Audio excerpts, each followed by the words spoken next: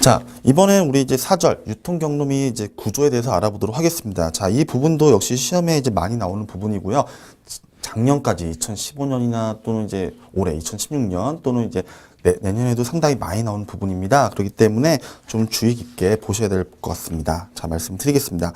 자, 유통 경로. 자, 경로라면 우리가 이제 흔히 말하면 채널이라고도 얘기를 해요. 채널이라고 얘기하는데 보면은 상품의 생산자, 즉 제조업자죠. 이들로부터 만들어집니다.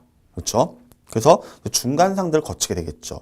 그래서 저희 같은 최종 소비자들이 잡을 수 있게끔 오는 하나의 경로를 얘기하고 있는데, 자, 여기서는 생산자의 제품이 최종 소비자나 사용자. 자, 먼저 보면은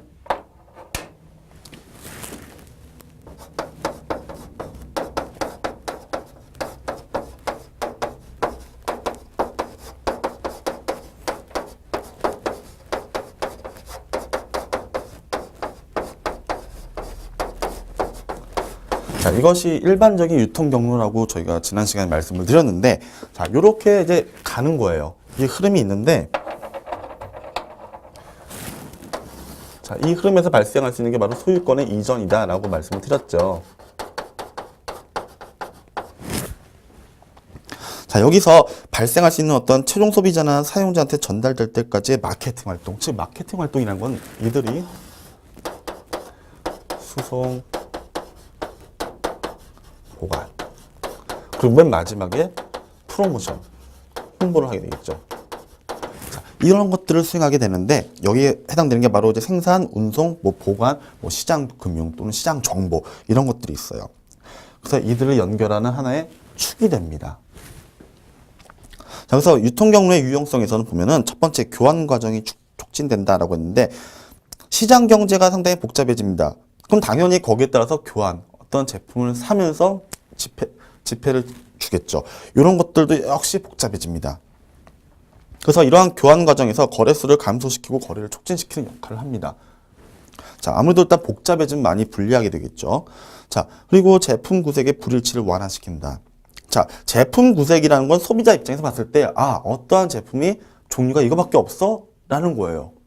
그럼 구매자 입장에서 그랬을 때 생산자는 어때요? 나름 많이 만들었지만, 아, 내가 소비자에 대한 정보가 부족했구나. 이들이 이런 걸 원하지 않았구나. 라는 걸 알 수가 있어요. 바로 이런 것들을 이제 완화시키는, 완충시키는 단계다라고 얘기를 하는데, 생산자는 규모의 경제를 실현하기 위해서 소품종 대량 생산을 한다. 아무래도 품종을 줄이면서 그 양을 많이 만들면 어때요? 단위당 단가가 떨어지니까 그 구매자 입장에서 말고 이들이 만드는 생산자 입장에서 상당히 좋아요. 하지만 구매자는 별로 좋진 않죠. 반면에 소비자는 다양한 제품 라인, 아무래도 양은 적더라도 제품이 다양한 걸 좋아합니다. 바로 이런 것들을 완화시키는 역할을 합니다. 거래 표준화. 자, 지난 시간에 얘기했지만 어떤 제품이나 그리고 거기에 따른 어떤 가격들이 있어요.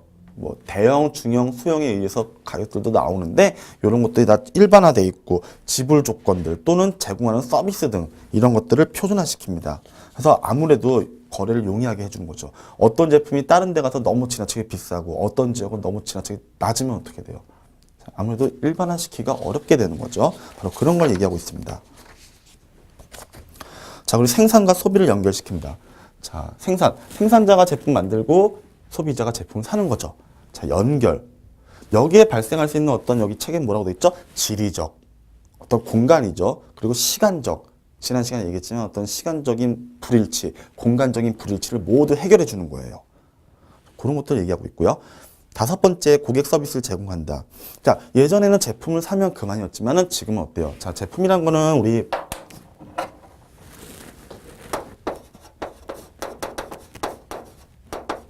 유형의 상품입니다.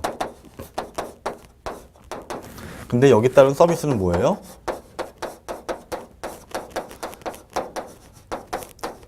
형태가 없는 무형의 제품입니다. 그래서 보통 유형 상품, 무형 상품이라고 얘기를 하고 있는데, 자, 지난 시간에 얘기했지만 쌀을 사면 쌀은 뭐예요? 형태가 있는 유형 제품이에요. 그러면 이것을 보관을 한다든지 또는 배송을 해주는 뭐예요? 무형의 서비스가 있다고 말씀을 드렸어요. 바로 이런 부분인데 소비자한테 AS, 흔히 말하면 AS, 제품의 배달 또는 설치를 해주고 사용 방법도 알려주는데 바로 요렇게 속하게 됩니다. 흔히 말하면 AS 또는 배송. 이런 것들이 보통 무형의 상품에 속하게 된다라고 얘기를 하고 있고요.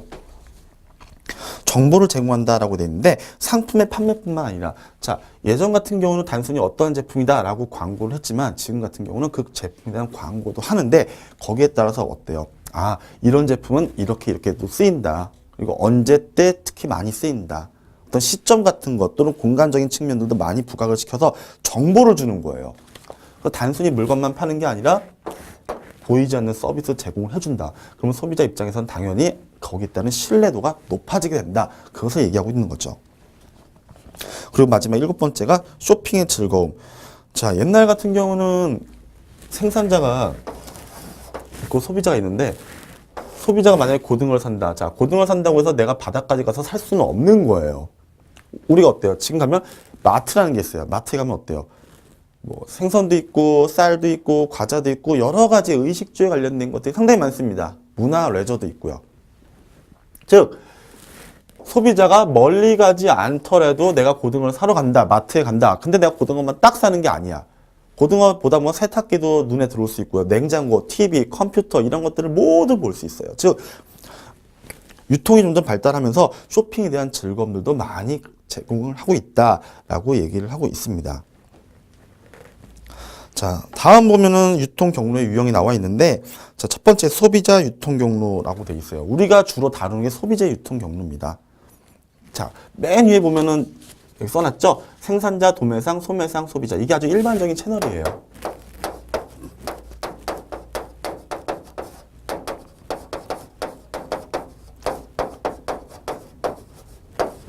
자, 이렇게 얘기를 하고 있는데, 자, 여기는 이제 크게 네 가지로 나와 있어요. 첫 번째 보면은 생산자가 소비자한테 직접 판매한다. 흔히 말하면 우리 직접 구매를 한다라고 얘기하는 거죠. 생산자에서 중간상을 다 뺍니다. 그리고 바로 소비자한테 가는 거예요. 예를 들면은 시골에서 이제 어업을 하시는 분들이 물고기를 잡아갖고 직접 본인이 트럭에 싣고 아파트 단지나 이런 데 가서 판매를 하는 행위예요. 자, 이럴 때 좋은 건 어때요? 중간 상자한테 갈 수 있는 마진들을 모두 뺄 수가 있다는 거죠. 거품 다 빼고 더 좋은 제품으로 다가갈 수 있다는 겁니다. 하지만 그랬을 경우에 생산자는 보통 이제 만드는 거, 제품을 만들거나 제조하는 입장입니다. 수송, 보관, 프로모션 하는 거는 몰라요. 자, 그런 거에 대한 리스크가 상당히 큰 거죠. 비록 도매상, 소매상이 마진을 중간에 먹긴 하지만 이들은 수송과 보관과 프로모션을 할 수 있는 어떤 능력이 있습니다. 자, 이런 부분도 이제 문제가 되는 거죠. 자, 소매상을 만약에 경로로 한다. 즉, 도매상을 빼고 생산자, 소매상, 소비자로 가는 경우가 있고요. 도매상과 소매상을 경로로 한다. 즉, 우리가 갖고 있는 일반적인 유통 채널입니다. 네 가지 단계가 있고요. 도매상, 배급업자, 또 소매상 사용하는 경우 이렇게 나눠져 있는데 우리가 가장 많이 눈을 집중해야 되는 부분이 바로 이 부분들. 일반적 채널, 즉 생산, 도매, 소매, 소비자. 요거는 반드시 기억을 해야겠습니다. 자, 그리고 요즘 나온 것들 중에 하나가 이제 세 번째 복수 유통이 있는데 볼게요.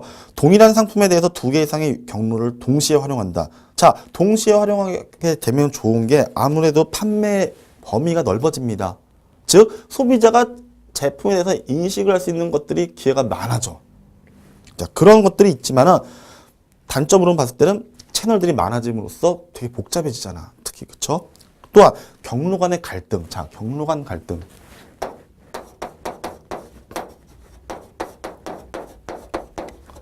자, 이게 또 많이 나오는 멘트 중에 하나인데, 자, 경로 간의 갈등을 딱 봤을 때는요. 자, 예를 들게요. 생산, 도매, 소매, 소비자가 있는데, 자, 이들은 지금 제가 이렇게 일자로 써놨지만은 따지고 보면은 단계가 다릅니다. 생산자가 맨 위에 있어요. 그 다음에 그 밑에는 도매상, 그 밑에는 소매상, 소비자. 즉, 이들은 이퀄의 관계가 아닙니다. 얘가 1, 2, 3, 4의 단계예요. 그래서 생산자, 도매상, 소매상은 수직입니다. 수직 관계야, 즉. 그러니까 경로 간 갈등. 예를 들어서 한 명의 생산자 밑에는 여러 명의 도매상이 있다고 했습니다. 자, 그러면 도매상이 현재 여기 하나 써놨지만 도매상 1, 2, 3, 4, 5가 있습니다. 근데 생산자가 도매상 1하고 너무 친해요. 물건을 많이 주게 됩니다. 그럼 나머지 도매상 2, 3, 4는 어때요? 갈등을 빚게 되는 겁니다. 근데 같은 도매상 대해서 갈등을 빚었을 때는 수평적 갈등, 동일한 단계니까 수평적 갈등이라 얘기를 하고, 만약에 도매상이 이제 소매상한테 물건을 이제 띄워주는 입장을 취하고 있는데, 만약에 둘이 사이가 안 좋아서 틀어졌어요. 자, 근데 선생님이 얘기했죠. 도매상하고 소매상은 분명히 차이가 있다고. 생산자 첫 번째, 도매상이 두 번째, 소매상이 세 번째입니다. 근데 두 번째인 도매상과 세 번째인 소매상이 서로 틀어져서 사이가 안 좋아. 그러면 이들은 뭐예요? 수평이 아니라 수직적인 갈등이 발생하게 되는 겁니다. 자, 분명히 이게 수평으로 써놨지만 서로 다른 단계에 있다는 걸 명시를 했습니다. 자, 그래서 이들 간의 경로 간 갈등이 점점 커져요. 채널이 많으면 많을수록 물건을 판매할 수 있는 기회는 많아지지만 이 중간 업자들이 서로 사이가 안 좋아지는 확률도 상당히 커집니다. 또는 시장의 특성에 따라서 이중가, 두 개의 가격으로 형성될 수가 있어요. 도매상 1과 도매상 2, 도매상 3은 서로 다른 가격을 형성시킬 수가 있는 겁니다. 바로 그런 부분들 때문에 복수 유통 경로가 문제가 좀 많이 되고 있다라고 얘기를 하고 있고요. 자, 이거보다 더 큰 게 바로 다중 유통 경로입니다. 자, 복수는 두 개지만 다중은 어때요? 3개, 4개, 5개도 가능합니다. 그렇기 때문에 이들은 같은 시장을 대상으로 해서 동일한 제품과 서비스를 복수 이상의 경로를 통해서 공급하는 거야.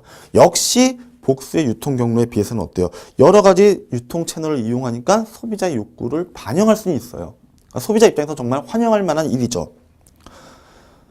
그리고 어떠한 경로가 있어요. 경로가 여러 개니까 어떤 하나의 경로만 너무 잘 나간다. 그럼 나머지가 못 나갈 수가 있어요. 그럼 서로 그걸 경계할 수 있는 것들을 마련해 줍니다. 하지만 어때요? 점점 복수의 유통 경로는 두 개지만 얘는 3개, 4개, 5개이기 때문에 이 갈등들, 채널 간 갈등이 엄청나게 심화됩니다. 나중에는 시장에서 퇴출될 수도 있습니다. 바로 그런 리스크가 상당히 크다라는 걸 기억을 합니다. 자, 참고 부분에 보면은 여러분들 요즘에 자주 나타나는 부분이 있는데 경로의 기능입니다. 경로의 기능인데 그 세 번째를 볼게요. 자, 전방 통합, 후방 통합이라는 게 나옵니다. 요것들이 이번에 계속 지금 시험에 나오고 있는데 이걸 이제 그림으로 정리를 해놨어요. 나중에 시험 보시기 전에 그림은 반드시 머릿속에 우리가 외우고 들어가야 되는데, 자, 세 번째 보면은 물적 소유, 어떤 제품, 이제 큰 덩어리 제품들이 실질적으로 이제 운송되거나 보관이 되는 건데, 자, 요런 부분들하고 프로모션 같은 기능들을 제조업자로부터 최종 소비자의 방향으로 흘러간다. 자, 제조업자, 생산자에서 소비자한테 흘러가는 방향이에요. 자, 근데 우선 뭐예요? 물적 소유. 자, 제품을 만들었어. 제품을 만들어서 그것이 어때요? 이쪽으로 가는 방향. 소유권이 누구한테 간다? 소비자 측으로 가는 거야. 도매상, 소매상 거쳐서. 그렇죠? 흐름이 누구로 간다? 소비자로 간다. 자, 여기에 따른 게 뭐다? 바로 물적 소유, 소유권, 촉진. 자, 물적 제품이죠. 이 제품이 어때요? 내가 갖고 있다가 제조업자가 갖고 있다가 누구로 간다? 소비자, 즉 소유권이 이전됩니다. 그 다음에 이것을 이전시키기 위해서는 뭐야? 소비자들이 이 제품을 알고 있어야 제품을 사겠죠? 즉 촉진, 프로모션이 있어야 된다는 거예요. 바로 이렇게 가는 흐름이 바로 뭐다? 전방 흐름이다. 자, 앞에서 뒤로 갑니다. 자, 전방에서 뒤로 갑니다. 전방 흐름 기억을 하고. 자, 그러면 소비자들은 이렇게 제품을 사요. 자, 그러면 그냥 공짜로 사는 게 아니죠. 뭐를 지불해? 어떠한 화폐라는 지불 수단이 필요합니다. 그렇기 때문에 여기 따라서 내가 이 제품 사겠다. 그럼 뭐예요? 주문을 하게 되겠죠? 주문을 하게 되면 어떻게 돼요? 그걸로 끝이 아니죠. 이것을 어떻게 결제할 것인가? 대금 결제, 카드로 할 것인가? 현금으로 할 것인가? 하는 것들. 그래서 뒤에서 흐름이 넘어갑니다. 앞으로. 왜? 결국은 생산자한테 돈이 가는 거잖아요. 그렇죠? 그래서 뒤에서부터 시작을 하니까 후방 흐름이다라고 여러분들은 반드시 기억합니다. 이게 계속 지금 시험에 나오기 때문에 반드시 기억하는데, 특히 그림에 전방 흐름, 후방 흐름 또는 양방 흐름이 있어요. 양방 흐름은 당연히 협상이겠죠. 이 제품이 이 사람 만들었어. 그럼 팔아야 돼. 소비자는 사야 돼. 근데 제품이 꼭 정해진 것만 되는 게 아니잖아요. 그렇죠? 나름의 어떤 애누리라는 걸 할 수가 있습니다. 즉 협상을 할 수 있다는 얘기죠. 서로 같은 쌍방의 입장에서 할 수가 있는 걸 얘기합니다. 그리고 리스크 부담. 이들은 물건을 제때제때 못 팔면 어떻게 돼요? 특히 상하는 제품인 경우 어떻게 돼요? 그냥 못 쓰고 버릴 수가 있어요. 그러니까 그런 리스크가 있고, 소비자 입장에서는 제때 이거를 야채를 못 사면 어떻게 돼? 나도 사용을 못 할 수가 있어. 서로 리스크가 있다는 겁니다.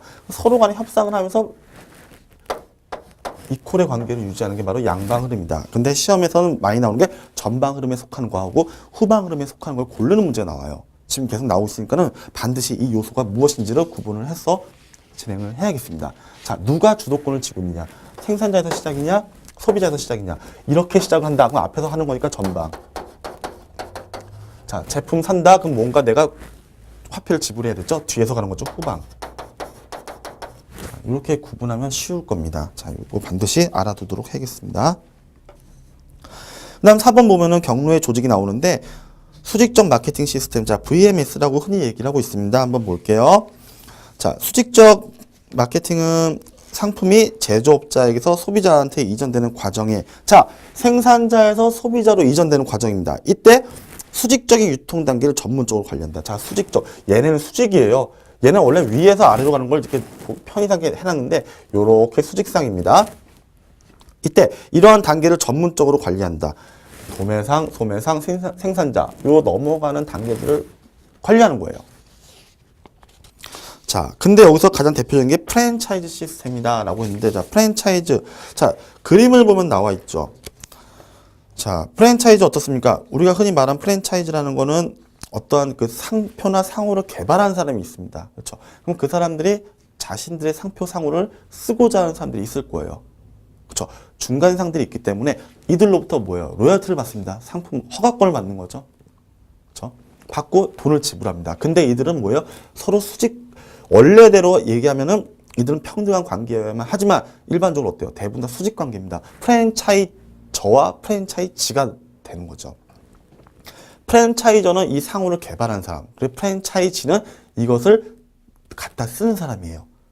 흔히 말하면 우리 예를 들면 롯데리아 같은 경우 예를 들게요. 그럼 이것을 만든 사람은 프랜차이저가 되겠죠. 근데 각 동네마다 우리 롯데리아나 이런 거, 버거킹이나 이런 것들이 있어요. 얘들은 뭐야? 바로 지점들, 즉 프랜차이지가 되는 겁니다. 이들 간의 수직 관계가 가장 대표적이라는 게 바로 이 VMS가 되는 거죠.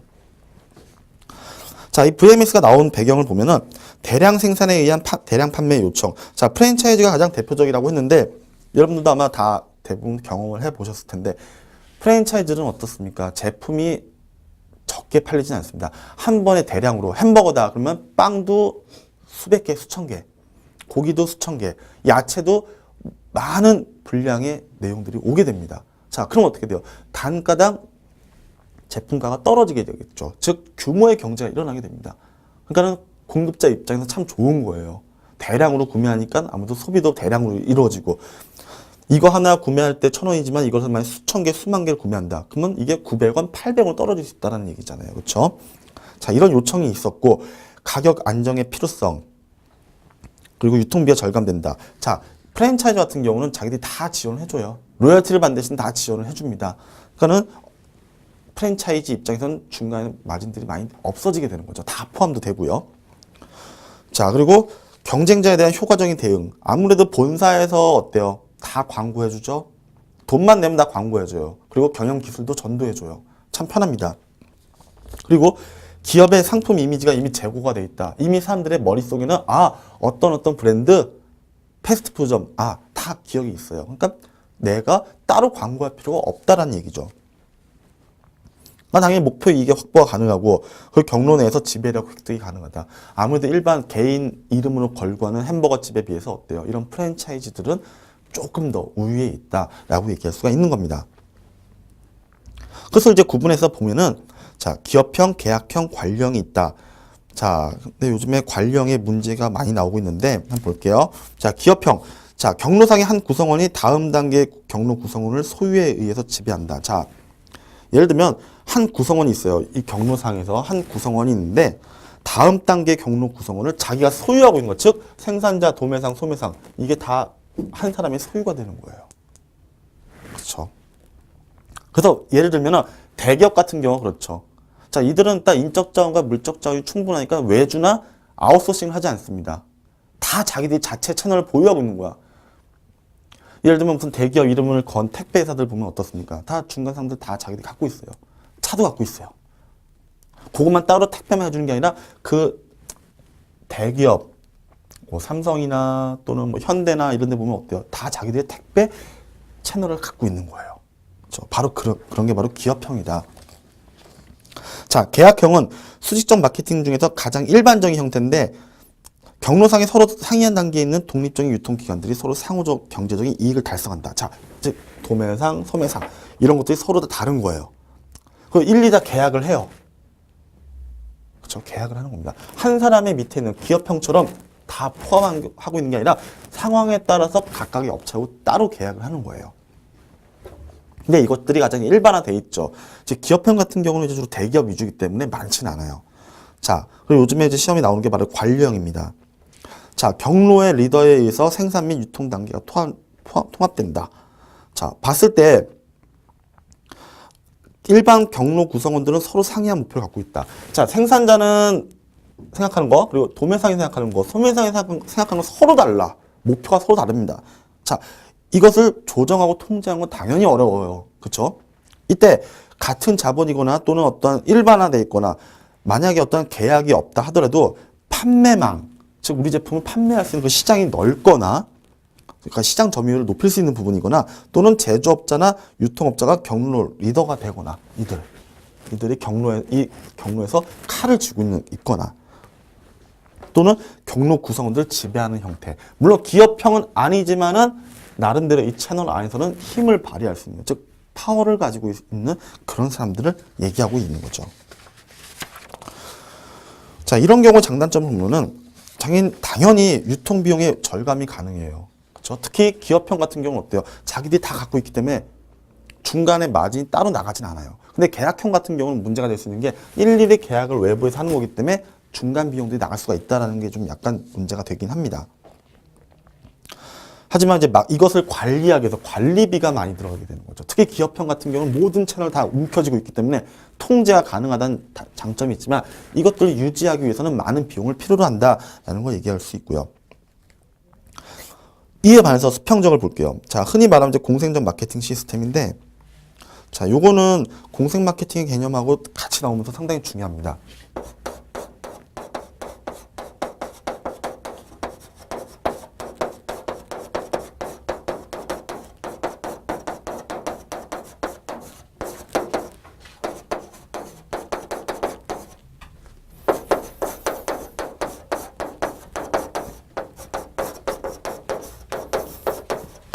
자, 보면은, 자, 기업이 갖고 있는 자본, 노하우, 마케팅. 자, 이것은 이제 기업이 하나예요. 하나인 경우를 얘기한 건데, 자, 어떤 기업이든지 자기들이 갖고 있는 인적 자원, 물적 자원들, 어떤 퀄리티 등이 분명히 있어요. 하나씩은 있어요. 유력한, 그 기업의 유력한 자원으로서 먹여 살릴 수 있는 그런 유니크한 것들이 있는데, 이들을 서로 결합합니다. 자, 근데 어떻게 결합하느냐? 수평으로 결합합니다. 자, 이것을 기억합니다. 자, 이들 같은 경우는 어때요? 아까 좀 전에 말씀드렸던 수직적은 상하 관계가 뚜렷해요. 근데 얘들 같은 경우는요, 자기들이 갖고 있는 자원들, 공생 마케팅인데, 자, 예를 들면은 A 기업과 B 기업이 있습니다. 자, A 기업은 이제 주로 이제 영화 산업을 한다고 볼게요. 얘는 커피 사업을 합니다. 둘 다 잘 알려진 브랜드들입니다. 그때 여러분들 아마 지갑 속을 보시면은 쿠폰 같은 거나 마일리지 카드는 아마 하나씩은 있으실 거예요. 자, 예를 들면 어떤 영화관에서 영화를 봤을 때 어느 커피점 가면은 할인을 해주겠다라는 걸 많이 보셨을 겁니다. 즉, 각각의 기업들, A와 B 기업이 서로 갖고 있는 이 자원들을 갖고 플러스 시키는 거예요. 플러스 시키면 어떻게 돼요? 뭐가 발생한다? 시너지 효과가 발생하는 거예요. 그러니까 지금 같은 경우에 단독적으로 마케팅하기보다는 각각의 자원과 자원을 결합시키는 회사들이 서로 같이 연계하는 거죠. 그렇죠? 같이 운영을 하는 겁니다. 그래서 같이 이익을 취하고 그 시너지 효과를 좀 더 크게 하는 걸 얘기하고 있습니다. 또는 항공사하고 호텔하고도 연결돼 있죠. 그래서 어느 항공사를 썼을 때 어느 호텔 가면은 무료로 해준다든지 또는 50% 할인을 해준다든지 하는 식으로 하는 걸 얘기하고 있어요. 그래서 중요한 건 얘들은 뭐다? 수평적으로 어느 한쪽이 쥐고 있는 게 아니라 수평적으로 같이 결합을 한다는 거에 우리가 주안점을 둘 수가 있는 겁니다. 그래서 동일한 유통 단계에 있는 2개 이상의 개별적인 기관들이 독자성을 유지한다. 자, 분명히 이 A와 B 기업은 서로 독자적이에요. 하지만은 업무상 협약을 맺는 겁니다. 그래서 서로 간의 시너지 효과를 발생시키는 거다라고 정리할 수가 있죠. 자, 그리고 새로운 마케팅 기회를 개발하기 위해서 개별 기업들이 재원이나 프로그램을 결합한다. 즉 얘네들이 이렇게 하면서도 또 뭐예요? 어떠한 새로운 사업 아이템이 생겨. 그럼 뭐예요? 뭔가 투자를 해야 돼. 근데 내가 혼자 했을 때보다 어때요? 양쪽이 둘이 같이 투자를 할 수 있는 거죠. 즉 상황에 따라 다르겠지만 인적 자원과 물적 자원들이 충분하죠. 물적 자원은 흔히 우리 기업들이 좋아하는 자본이 될 겁니다. 자, 이 자본들은 어때요? 나 혼자 출자하는 것보다는 어때요? 아무래도 리스크가 줄죠. 우리가 같이 협약을 맺고 있으니까 1억짜리면 우리 5천만 원씩 같이 하자, 분담하자. 그리고 거기에 대해서 잘 되면은 시너지 효과가 크면은 거기에 따른 이익도 같이 가져가자라는 식이죠. 자, 요 내용도 참 중요하게 잘 나오기 때문에 반드시 기억을 해야겠습니다. 자, 그리고 복수 경로 시스템을 보면은 기업이 하나 이상의 세분 시장에 도달하기 위해서는 2개 또는 그 이상의 마케팅 경로를 사용한다. 자, 세분 시장이라는 거는 뭐예요? 하나의 전체 시장이 있다면은 먼저 개념만 말씀드릴게요. 이 시장을 쪼개는 거예요. 어떻게 쪼개냐? 지난 시간에 잠깐 예를 들었는데 흔히 말하는 시장 세분화인데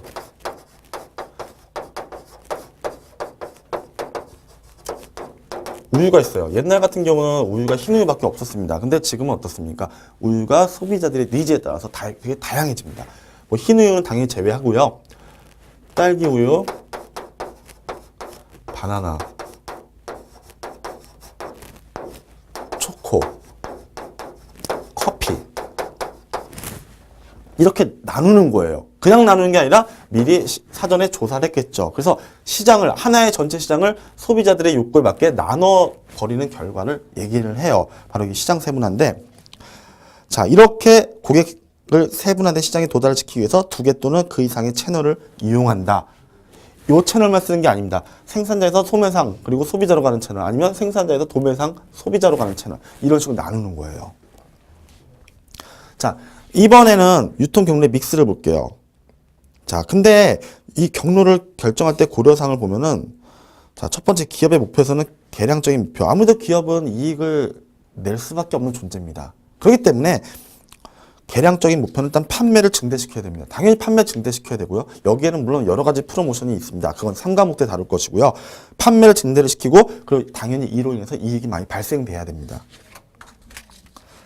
자, 그럼 질적인 목표를 봤을 때는 결국 소비자가 우리 제품을 쓰는 거기 때문에 만족을 시켜줘야 돼요. 만약 만족시키지 못한 제품은 제품으로서 의미가 없습니다. 그렇죠? 그러니까 질적으로 봤을 때는 소비자들이 만족을 하고 감동을 해야 돼요. 그리고 우리 제품으로 인해서 사회적 책임, 어떤 긍정적 책임, 아, 우리 제품이 우리 사회에 많은 걸 봉사하고 있구나. 긍정적인 부분들을 얘기하고 있고요.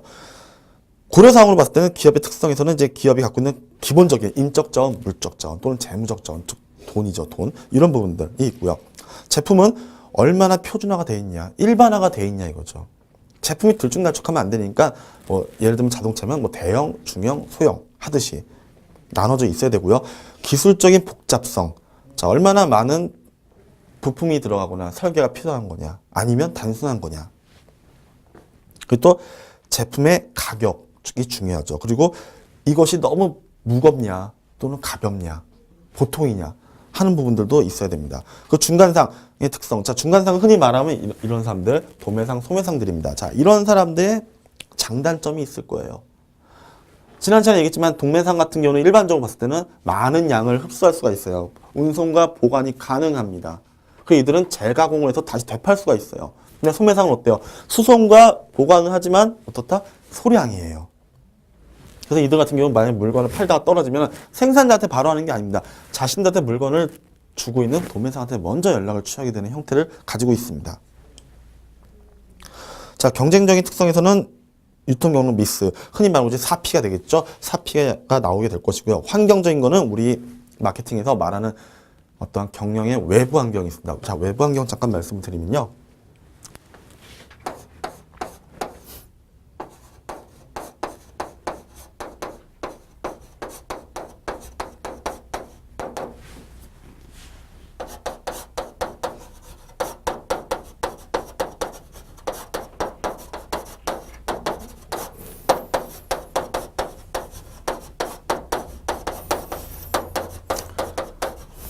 자, 외부 환경이랑 다시 말해서 거시 환경을 얘기하는데, 자, 이것은 우리나라 사람을 둘러싸고 있는 사회, 문화, 정치, 경제, 법, 기술. 자, 이런 것들은 기업이 함부로 통제를 할 수가 없습니다. 우리 사람들이 갖고 있는 어떤 가치관 또는 전통 등을 대기업의 총수가 오늘부터 이런 거 없애라고 해서 없어지는 게 아니죠. 즉, 이런 경영 외부 환경은 기업들이 함부로 건드릴 수 없는 사회, 정치, 경제, 법, 기술. 자, 아무리 대기업이라 하더라도 법은 지켜야 되죠. 그렇죠? 그 정치에 함부로 나설 수가 없습니다. 그렇죠? 이런 것들을 얘기하고 있어요. 바로 이런 것들인데, 이런 경기의 변동이나 어떤 법적인 부분들 또는 기술적인 부분들을 얘기하고 있습니다.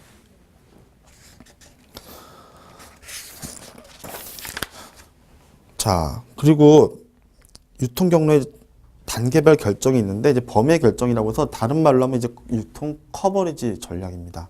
커버리지인데,